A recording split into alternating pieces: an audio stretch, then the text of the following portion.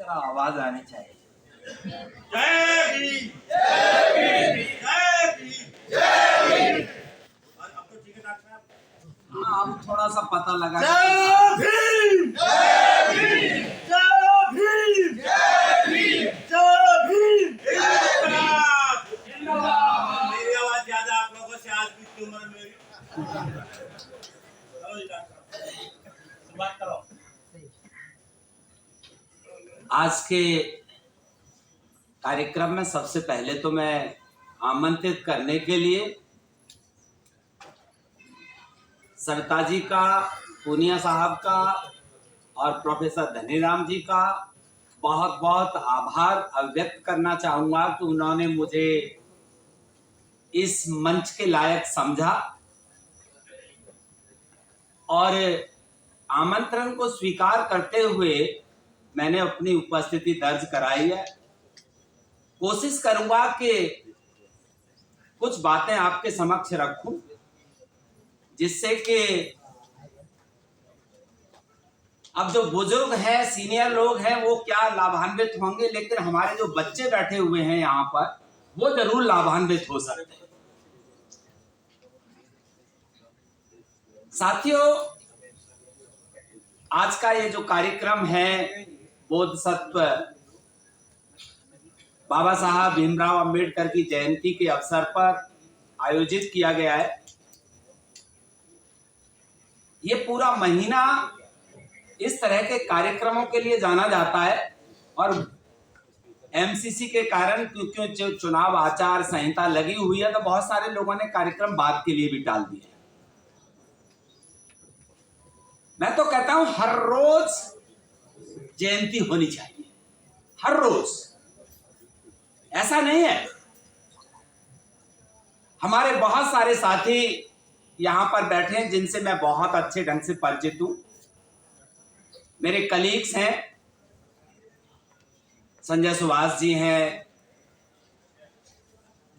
दारा सिंह जी हैं और बहुत सारे शिक्षक साथी हैं जो कि परिचित हैं। मेरा काम है कि दिल्ली के शिक्षा विभाग में एक छोटी से पद पर काम करता हूं।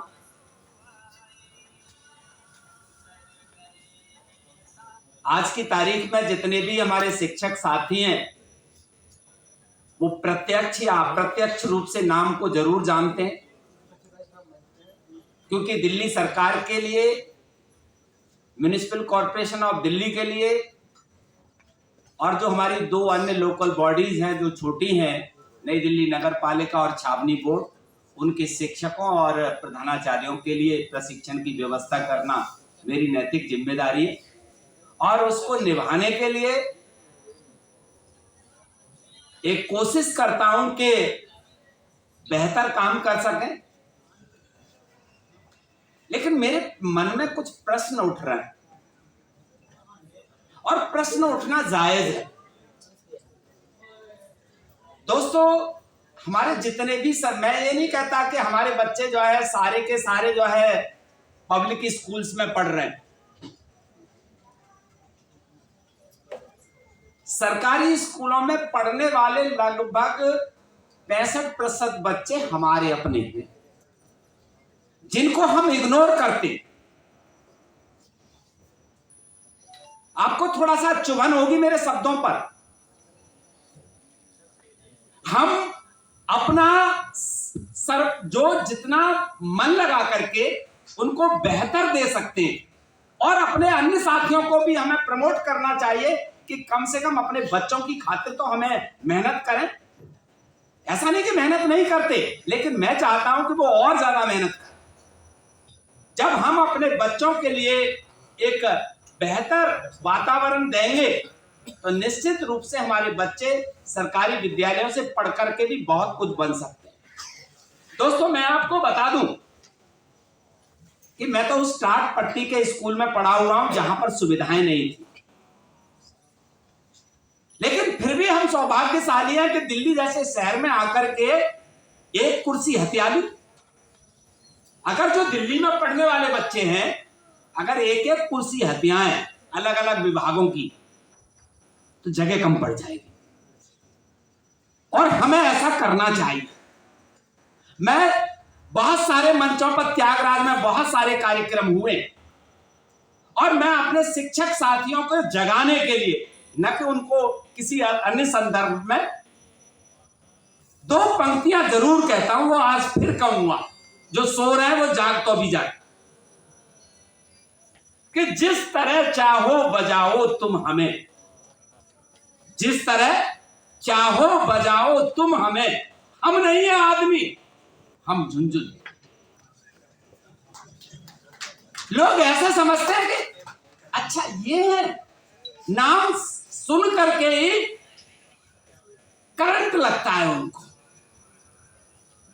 और मेरा काम है करंट को ढीला करना। कैसे करना है? देखिए, दो तरीके होते हैं अपने लोगों की मदद करने के। एक तो डंके की चोट पर काम करना, जिसे कहते हैं प्रत्यक्ष रूप से, और एक है कि जब आपको पता है कि मेरा साथी है तो मैं पिछले पर्दे से भी मदद करता हूं। लेकिन मदद करिए, ऐसी मैं सभी साथियों से एक रिक्वेस्ट भी करूंगा, अनुरोध भी करूंगा। और बाबा साहब के बारे में आप मेरे कार्यालय में आइए, बहुत सारे शिक्षक साथी आते रहते हैं मेरे पास, तो जो अपने यूनियंस वाले हैं, दूसरे हैं, सब आते हैं। मेरा अपना ऐसा पहला ऑफिस मिलेगा पूरी दिल्ली में, डंके की चोट पे कह रहा हूं, सबको आमंत्रित कर रहा हूं कि आप आइए मेरे कमरे में और वहां पर फूल चढ़ाइए बाबा साहब को। जो पोर्ट्रेट मैंने लगाया है पूरे देश भर में कहीं नहीं मिलेगा, मैं गारंटी देता हूं, और सबको आमंत्रित भी करता हूं। इसके लिए दिल चाहिए बड़ा, नहीं तो होता क्या है, एक बहुत छोटी सी तस्वीर ली और किसी कोने पे ऐसे लगा देते। अभी मेरे एक प्रधानाचार्य ने, जो कि डाइट में है, एक तस्वीर हमने बहुत पहले लगवाई थी, उन्होंने उतरवा के कहीं और लगवा दी। जो मैंने रेल बनाई है, अरे भूल जाएंगे कि नौकरी कैसा करती।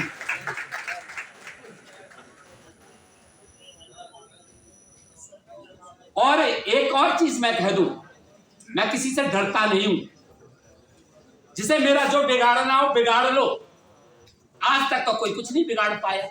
बस यह है कि देरी हो सकती है, अंधेर नहीं हो सकती, ये गारंटी है।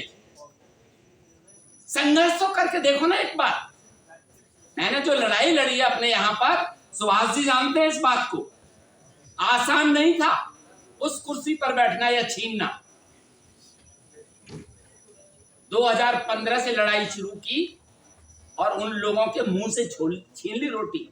मुझे चाहिए, मेरा हक है, और हक तब मिलता है जब आप क्वालिफाइड होते हैं। नॉन क्वालिफाइड को कोई नहीं बिठाना चाहता। मेरे शिक्षक साथी वेल क्वालिफाइड है स्कूलों में, लेकिन एक स्टैंप कर दी गई है, साहब ये है। ऐसे ही चाहे मैं प्रधानाचार्यों की नियुक्ति की बात हो, उनके जो स्कूल्स देख लीजिए, उनको देंगे मोलरबंद, रघुवीर नगर, जहांगीरपुरी, तिल्लोकपुरी, कल्याणपुरी, क्योंकि वो अनुसूचित जाति की। और जो वैसे हैं शर्मा जी, वर्मा जी, उनको जनकपुरी, विकासपुरी, मर्यादा चाहिए। और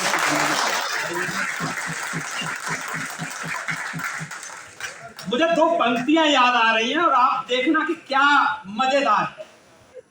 इस बात पर मुझे 6 शोकाज नोटिस मिले थे उस कविता की 4 पंक्तियों पर। दिन था 2 अक्टूबर 2014, पूरे देश भर में स्वच्छता अभियान बनाया गया, और उस कार्यक्रम में उसका नोडल ऑफिसर बना दिया मुझे। मैंने ली खबर, तुम यार रखो ही मत, कुछ ना मैं डिस्टर्ब होता हूं, डर लगता है तुम्हारे साथ, पता नहीं क्या भेज दो।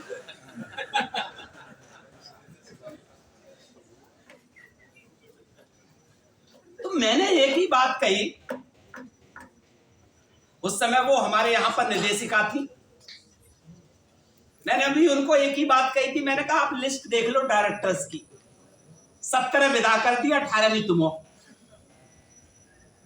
नाहर सिंह का कोई कुछ नहीं बिगाड़ पाया, लेकिन पंगा मत लेना।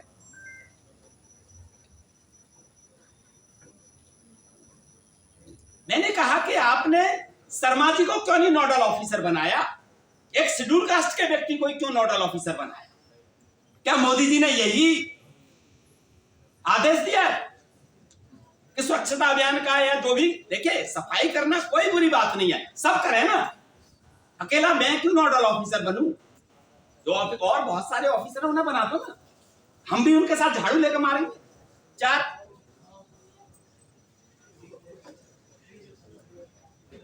पंक्तियां ये थी कि जी रहे हैं लोग कैसे आज के वातावरण, जी रहे हैं लोग कैसे आज के वातावरण में, नींद में दिन डूब जाता रात कटती जागरण, कि सिंह भूखे मर रहे हैं, कि सिंह भूखे मर रहे हैं, घर गधों के खीर पकती और सीखती है गीत कोयल बैठ कौओं की शरण, जी रहे हैं लोग कैसे आज के वातावरण, कि झूमते हैं डीठ जुगनू, कि झूमते हैं डीठ जुगनू देख यौवन चांदनी का, और ढूंढते हैं दोष बबुले हंस के ही आवरण में, जी रहे हैं लोग कैसे आज के वातावरण। और ये पंक्तियां मैंने इस बात पर कही थी क्योंकि जो मेरी डायरेक्टर बना करके भेजी थी वो थी MA BEd और मैं था MA MAd PhD। तब सुनाई मैंने। देखिए, अगर आप अपनी बात को रखते हैं और जायज है तो ऊपर बैठी हुई अथॉरिटी भी आपकी बात को सुनती है। मैंने कमीशन को इतनी चिट्ठियां लिखी, लेकिन दुर्भाग्य यह है कि कमीशन में भी काम करने वाले लोग तो वही शर्मा जी हैं, पुटअप करने वाले वही शर्मा जी हैं। हमारे मेंबर क्या कर सकते हैं बेचारे, लेकिन वो रफ्तार दे सकते हैं। कई बार वो रफ्तार तो देते हैं लेकिन वो रोक लेते हैं, फाइल तो नहीं चलानी है। लेकिन मैं एक बात जरूर कहता हूं, और मेरे यहां पर सब तरह के लोग हैं, सबसे मिलते हैं। एक ये दुर्भाग्य है इस देश का कि बाबा साहब को हम बहुत सारे लोगों ने केवल दलितों का नेता कहा। यह दुर्भाग्य है, इतने पढ़े लिखे व्यक्ति को, जिस व्यक्ति ने महिलाओं का उद्धार किया हो, जिस व्यक्ति ने देश की अर्थव्यवस्था को संचालित करने के लिए RBI जैसा संगठन खड़ा किया हो, महिलाओं को मातृत्व अवकाश, ऐसा नहीं कि केवल रिजर्व की महिलाओं को मिलता है मातृत्व अवकाश, मिलता तो सबको है ना। खीर खाने के लिए सब, बदनाम करने के लिए नाहार से। भैया ये कौन सी बात है? जो ना हारे वो है नहार से।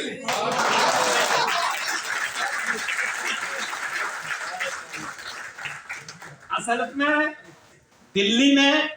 दिल्ली के बाहर मैं बहुत सारे जो हमारे राजनीतिक हैं मैं उनके साथ भी रहता हूं, और मैं हमेशा एक ही बात कहता हूं कि जो जिस दल में चला जाता है वो केवल दल का बन करके रह गया, अपने लोगों का हुआ ही नहीं, और मुंह उनके खुलते ही नहीं है।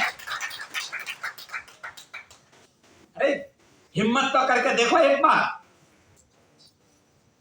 जो मजा 85% आबादी देश की जो है दलित और पिछड़ों की है, 15% वाले जो है 15% में 10%, वो 50% तो वैसे ले रहे हैं और 10% पिछले दरवाजे से EWS और दे दिया कि तुम 60 लो और ये साले झाड़ू मारेंगे।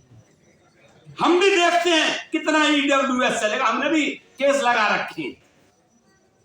ये तो हमारे SC ST और OBC EWS के लिए अप्लाई नहीं कर सकता, ये लिखित में है।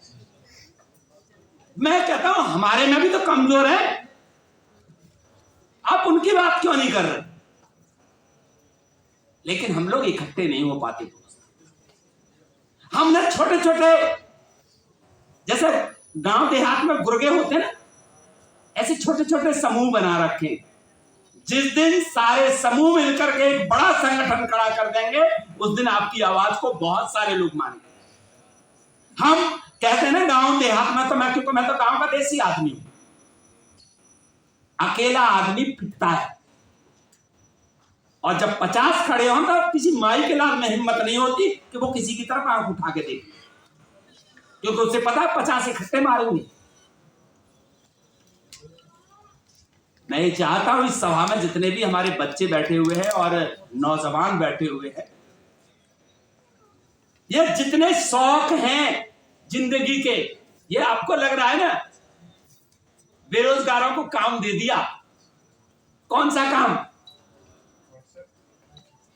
ट्वीट करा करो, व्हाट्सएप कर लो। हमारे गांव में एक कहावत होती, मां मर गई अंधेरे में, छोरी को नाम लालटेन।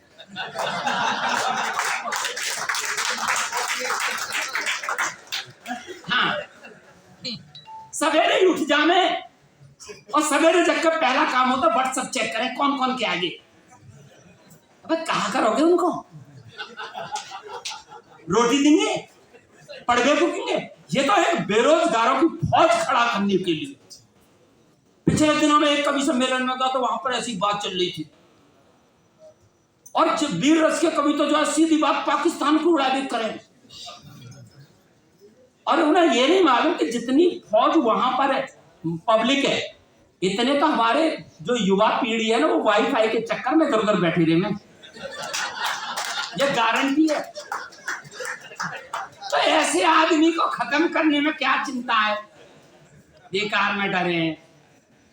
मैं चाहता हूं अपनी युवा पीढ़ी से, अगर आप, और यहाँ जितने ये आगे बैठे, ये कौन से समझदार है, हाँ, ये भी पूरे दिन व्हाट्सएप पे ही चले, सरकारी दफ्तर और व्हाट्सएप पे चले।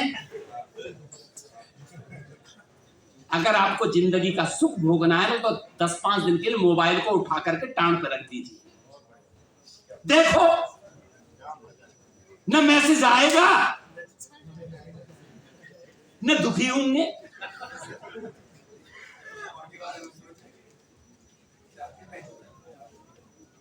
पहले होता क्या था, पहले प्यार, अब आजकल तो जो इस पे ही लवेरिया मलेरिया पता नहीं कौन कौन से मैसेज सब चल रही, इसी पे ही सारे काम है।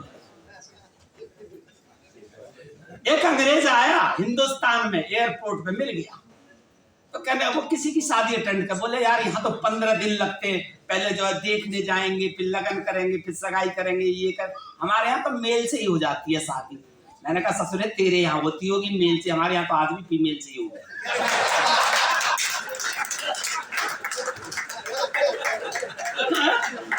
हाँ, हाँ मेल से होते क्योंकि वो ब्रिटेन है।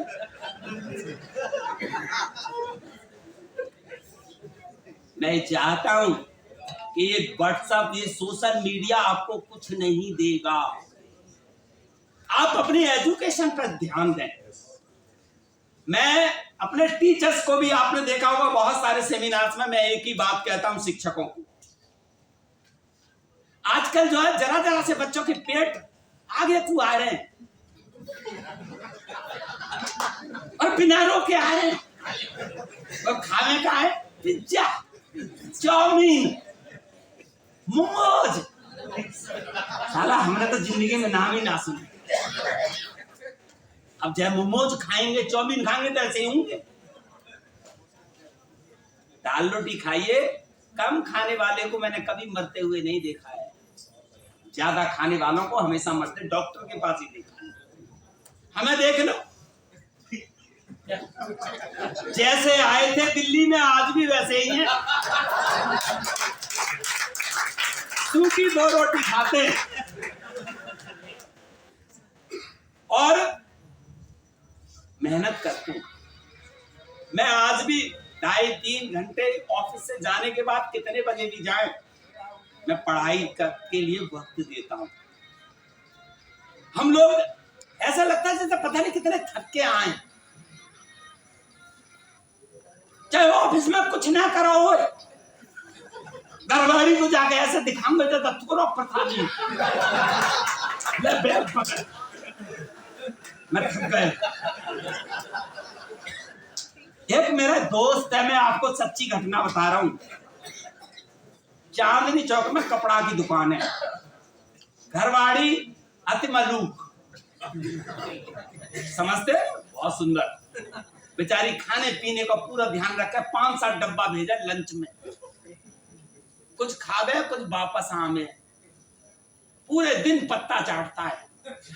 वहां देखे ना बाल्टी लटका के, यहाँ पे समोसे वाला चाट वाला किसी को नहीं छोड़ता के पत्ता दे जाए, पत्ता दे जाए, और जब घर जाएगा भूख ना है, अबे 500 रुपया की चाट खाया है वो, अब क्या बेचारी उसे खावे वो है। इसीलिए मैं जो ये अग्रिम पंक्ति वालों से तो कहूंगा कि आप अपने बच्चों को वक्त दें। जो लोग अपने बच्चों को आज की तारीख में वक्त नहीं देते, मैं कह रहा हूं चाहे आप आधा घंटा दो ऑफिस से आने, उनके साथ बैठो, उनके साथ चाय पियो, उनके साथ खाना खाओ, पूछोगा आज पूरे दिन में क्या किया। अब हम तो जो है 250 ग्राम का पौधा ले लो, तो वहीं से टुल्लू है क्या, हमें पकड़ के लानी पड़े, लो जी राम महेश जी आए, मेरे जैसा हो ना तो राम ने धक्का और मारे। मैं सब साथियों से और विशेषकर अपने लोगों से एक बात कहता हूं कि अगर आप 100 रुपए अगर उस पर खर्च करते, तो आप 100 रुपए का कोई मिष्ठान खरीदिए और पूरी फैमिली के साथ बैठ करके उसका अनुसरण करिए, उसका लाभ लीजिए, आपकी फैमिली में एक एकता आएगी, नजर आएगी। अब वो होता क्या है, एक देखिए आपका मन कर रहा है गोलगप्पा खाने, तो आप ठेले पे खड़े हैं, घर में तो 4 मेंबर और हैं, ऐसा कर लो कि जो पैकिंग करवा दे सारे इकट्ठे खाएंगे, लेकिन लोग नहीं, और महिलाएं भी कम नहीं है। कहीं सोचो कि जो है ये आदमी इनसे कह रहे हैं मैडम बैठ जाओ तुम, जो है मैं तुम्हारे पास,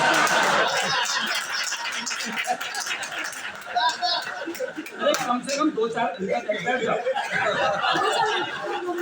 अरे कोई बात ना, कैसी बात करो, फुर्सत है आपसे, इतनी फुर्सत ना है कि जो हर समय खाली बैठना, बड़ी मुश्किल से तो आप छुट्टी में। तो मैं ये कहना चाहता हूं आप लोगों से कि देखिए, जब हम अपने बच्चों के लिए वक्त देते हैं, अगर आज की तारीख में आपने अपने बच्चों के लिए वक्त दिया तो बुढ़ापे के में वो आपको वक्त देंगे। जब हम जवानी में वक्त नहीं देते तो वो बुढ़ापे में हमें वक्त देंगे। आप अपने दादा, जो आपके पेरेंट्स हैं, मैंने टीचर से पूछा, अभी हमने इंडक्शन प्रोग्राम किया था इस साल, तो मैंने बहुत सारे ग्रुप्स में पूछा था कि आप मुझे एक बात बताइए कि कौन कौन लोग ऐसे हैं जो अपने पेरेंट्स के साथ हैं, और कितने टीचर्स ऐसे हैं जिनके पेरेंट्स आप उनके साथ हैं। दोनों में अंतर है दोस्तों, जरूर। जब हम पेरेंट्स के साथ होते हैं, रहते हैं, तो लीडरशिप उनकी होती है, और जब पेरेंट्स हमारे साथ रहते हैं तो लीडरशिप हमारी और हमारी घरवाड़ी की। इसलिए दोस्तों, वैल्यूज हैप्पीनेस से नहीं आने वाली, हैप्पीनेस यहां से आती है, दिल से। हमारे यहाँ में बहुत सारे लोग जीवन विद्या करके आए होंगे जो यहाँ बैठे, मैं सबको कराता हूं, खुद नहीं करता। न हैप्पीनेस का कोई कैंप किया, न कहीं जाता, सांस लो छोड़ो। लाला रामदेव का नाम सुना है? लाला रामदेव का नाम सुना है? लाला जी पहले योग करवाते थे, तो बनियों को तो लगा दिया तुम योग करो, और अपने 300 प्रोडक्ट बाजार में उतार दिए, तुम काम करो। इसे कहते हैं दिमाग। मैं ये चाहता हूं कि अगर मेरा कोई साथी अगर बिजनेस नहीं करे तो हम उसकी दुकान तक नहीं जाते सामान लेने। अरे एक लाला जी अगर बिजनेस खोल लें, लालाओं का बिजनेस फेल क्यों नहीं होता, तुम्हारा क्यों होता है, मुझे आज बता। क्योंकि हम अपने लोगों की कद्र नहीं करते। हमें अपने लोगों की कद्र करनी चाहिए। चाहे हम अपने कार्यस्थल पर हों या अपने घर पर। और एक और चीज, थाली के बजाय हाथ पर रोटी रख के खा लो।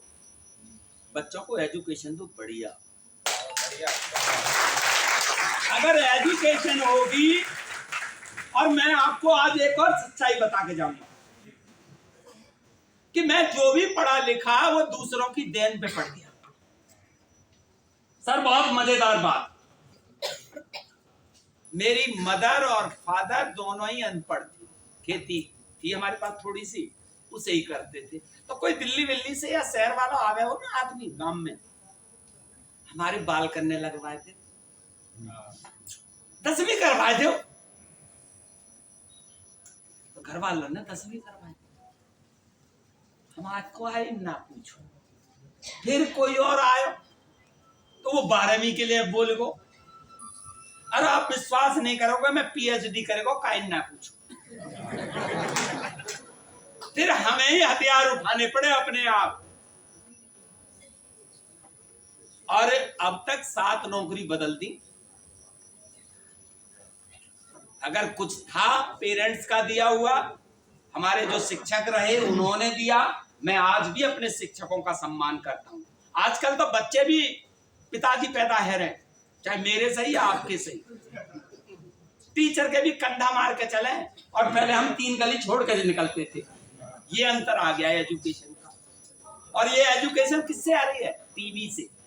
जो हमारा पहले दूरदर्शन एक चैनल आता था तो हम शुक्रवार को इंतजार करते थे कि चित्रहार आवेगा, पूरी फैमिली बैठती। आजकल तो एकता कपूर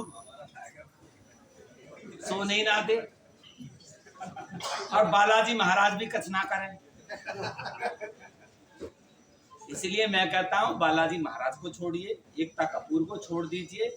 आप अपने बच्चों के साथ जितना समय देंगे उतने बच्चे आपके मजबूत होंगे, आप मजबूत होंगे। और ये पैसा, मैं एक और बात कहना चाहूंगा कि पैसा कुछ नहीं होता है, आज है कल नहीं होगा। मैं हर आदमी से जो सरकारी सेवक है उससे भी यही कहता हूं